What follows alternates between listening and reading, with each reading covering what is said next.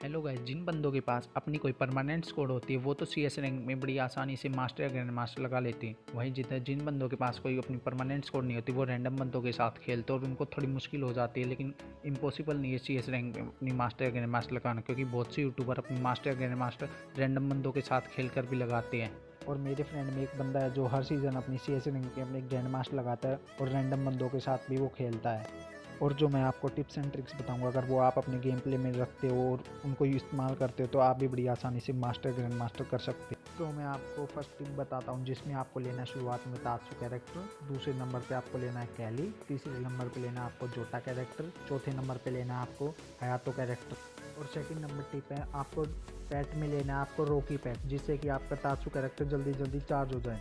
Tip number 3, जिसमें आप अपने माइक और स्पीकर को म्यूट रखते हो, क्योंकि जब आप खेलते वक्त कोई गलती कर देते तो आपके टीममेट आपको गाली देने लग जाते हैं, आपको बुरा भला बोलने लग जाते हैं। तो इसलिए आप अपने स्पीकर को और माइक को म्यूट रखें, और इस वजह से आप अपने गेम प्ले पे ध्यान नहीं दे पाते और अच्छे से परफॉर्मेंस नहीं कर पाते और आप वो मैच हार जाते हैं। और अगर आप अपना स्पीकर और माइक को म्यूट रखेंगे तो आप अपने गेम प्ले पे अच्छे से ध्यान दे पाएंगे और अच्छे से खेल पाएंगे। तो बढ़ते अपने टिप नंबर 4 की तरफ, जिसमें आपको लेना है सप्लाई कैरेट में सीक्रेट क्लू।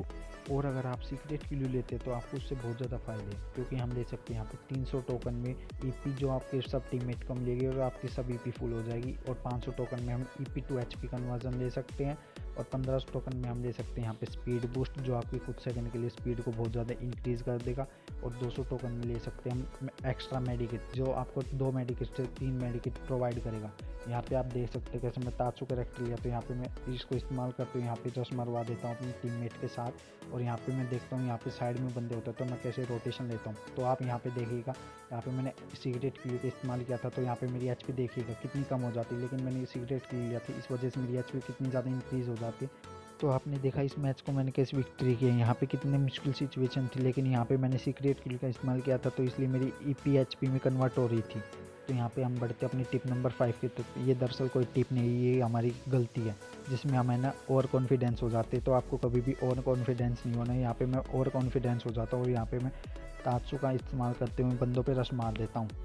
यहाँ पे देखिए मैं अपने तात्सु का इस्तेमाल करता हूँ, वहाँ पे आगे जाके हुए रोटेशन लेते हुए यहाँ पे मैं देखता हूँ यहाँ पे कोई बंदा नहीं है, लेकिन यहाँ पे मैं फिर से तात्सु का इस्तेमाल करता हूँ और यहाँ पे मैं आगे बंदे देखता हूँ कि तो मैं आगे रश मार देता हूँ बिना सोचे समझे। यहाँ पे ओवर कॉन्फिडेंस होता हूँ, यहाँ पे ये बंदा के लिए लगा लेते हैं मैं, लेकिन फिर भी नहीं सोचता कि कोई बंदा होगा आसपास।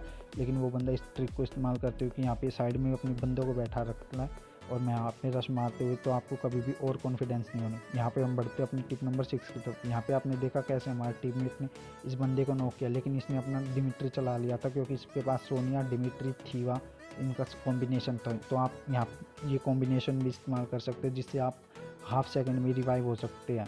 तो अभी आपने देखा कि कैसे मैं आगे जाके बिना कुछ सोचे समझे मैंने रश मार दिया, क्योंकि मैं ज़्यादा ही और कॉन्फिडेंस हो गया कि मैं अकेले ही मार दूंगा उस बंदे को। और मैंने आसपास भी नहीं देखा कि उसके टीममेट वहीं पे हो सकते हैं, लेकिन मैंने जब भी बिना सोचे समझे वहाँ पे रश मार दिया। इसलिए आपको कभी भी और कॉन्फिडेंस नहीं होना, अपने टीममेट के साथ रहना है। और हम बढ़ते हैं हम अपनी टिप नंबर 7 की तरफ। तो यहाँ पे आप देख सकते हैं मैं कैसे तात्सु का यूज़ करते हुए यहाँ पे जोन टू जोन रोटेशन लेता हूँ। और यहाँ पे देखिए यहाँ पे मेरे आसपास कोई बंदा नहीं होता, क्योंकि यहाँ पे ज़्यादातर कोई बंदे आ जाते हैं, लेकिन बहुत ज़्यादा चांस रहते हैं इधर से कोई बंदा नहीं आता। इसलिए मैं यहाँ से रोटेशन लेते हुए इन बंदों के घर के पास पहुँच जाता हूँ जहाँ पे ये स्पॉन होते हैं। तो यहाँ पे मेरे को कोई बंदा नहीं मिलता, इसलिए मैं यहाँ से अंदर जाता हूँ इस घर के अंदर और यहाँ पे बंदे देखता हूँ। यहाँ पे हमारा टीममेट एक बंदे को नॉक कर चुका था। यहाँ पे बहुत ज़्यादा टाइम ऊपर भी बंदे होते हैं, लेकिन यहाँ पे कोई बंदा नहीं होता, इसलिए मैं नीचे आता हूँ। यहाँ पे एक बंदा होता है इस घर के अंदर, तो मैं इसको नॉक करता हूँ। ये यहाँ पे अपना डिमिट्री यूज़ कर लेता है, तो मैं इस बंदे को तुरंत ही फिनिश कर देता हूँ, क्योंकि इसको मैं सेल्फ रिवाइव होने नहीं देता। तो यहाँ पे मैं ऊपर जाके देखता हूँ कि यहाँ पे कोई बंदा नहीं, लेकिन वो बंदा बाहर आ चुका होता है, क्योंकि इसकी रोटेशन बहुत ज़्यादा तेज़ होती है। और यही हमारी टिप नंबर 8 है, क्योंकि आपको अपनी रोटेशन बहुत ज़्यादा तेज़ रखनी है, क्योंकि कोई आपको बंदा कोई पकड़ नहीं सके ताकि